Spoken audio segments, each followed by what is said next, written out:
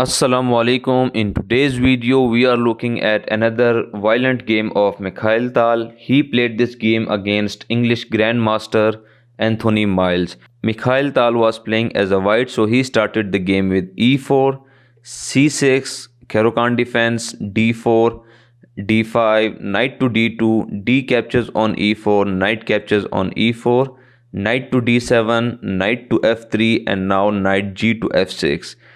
Mikhail Tal wants to play with the maximum numbers of pieces on the board, so he goes knight to g3, e6, bishop to d3, bishop to e7, and queen to e2. Queen to e2 is a good move because after castling and developing your dark square bishop, Mikhail Tal rooks will be connected, and in the future Mikhail Tal can go with the knight to g5 and plan a sacrifice on e6 or f7.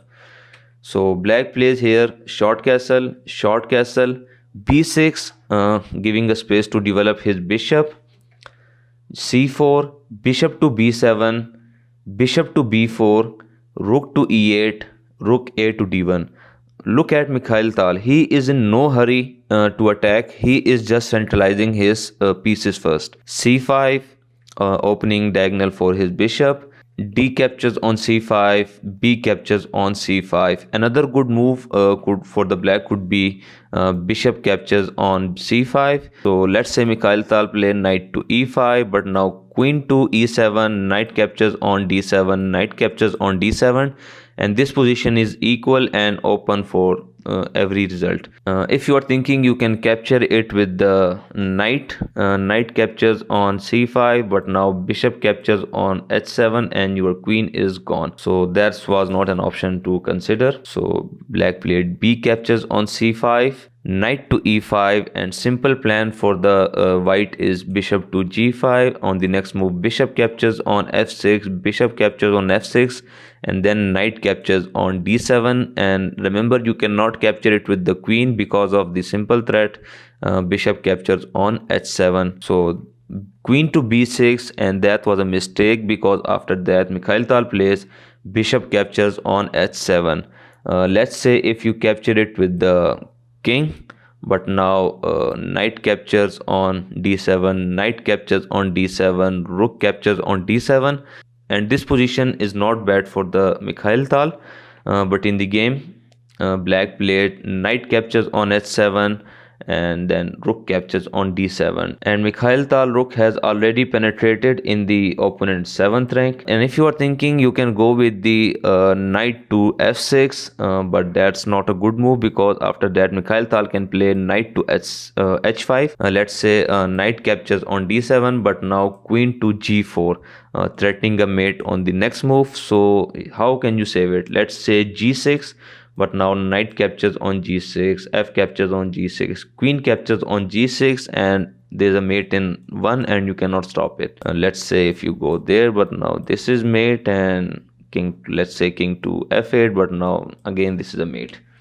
So let's say if you stop it by playing bishop to f6, but now we will play knight captures on d7, attacking your queen, and on the next move we will play knight captures on f6, and you cannot capture back because of the pin. So that's why black didn't play this move, and he simply played g6, stopping the threat of knight to h6. Mikhail Tal plays b4, but in this position knight to h5 is still possible because after g captures on h5, then queen captures on g5, and now we are threatening mate in 2 on the queen captures on f7, king to h8, and then knight to g6. But let's say you play rook to f8, but now rook captures on e7. Let's say queen captures on b2, but now rook captures on f7. Remember, you cannot capture it because of the mate in 2. So let's say you play queen to c2, stopping the threat of the queen to g6, but now we will play queen to g4, and now you have to give up on your knight and queen to stop the mate, but it will not stop it because after you play king to h8, then queen to g7 is a mate. But Mikhail Tal missed this move, and b4 is still not a bad move and black cannot capture it. Let's say if he captures with the queen, then we will play knight captures on g6. Let's say if f captures on g6, but now queen captures on e6, and if you go to f8, then bishop to h6 is a mate. And let's say you play queen to g7, but now bishop to e5 check, king to f8, but now queen captures on g6, we are threatening mate on g7, and if you move your bishop, then f7 is mate. So that's why you cannot capture it with the queen. Let's see what happen if you capture it with the c pawn. Let's say c captures on b4, but now we will play bishop to e3. It's attack on your queen, and also we are attacking your bishop. It's forced to move your queen to a6, but now queen to f4, queen to g4, and let's say knight to f6, but now queen to f4. And if you capture our knight, we will go with the queen to f7 check, and it's again mate in 2. So you cannot capture our rook. And what's the threat for the black? Mikhail Tal will simply go to h6, queen to h6, and then knight captures on g6, f captures on g6, and then he will queen captures on g6, and on the next some moves he will bring his bishop to h6 and knight to h5. So overall the position is good for the white. So that's why you cannot capture it with the pawn also. So black played bishop to c8. B captures on c5. Remember, you cannot capture it with the bishop because of the rook captures on f7.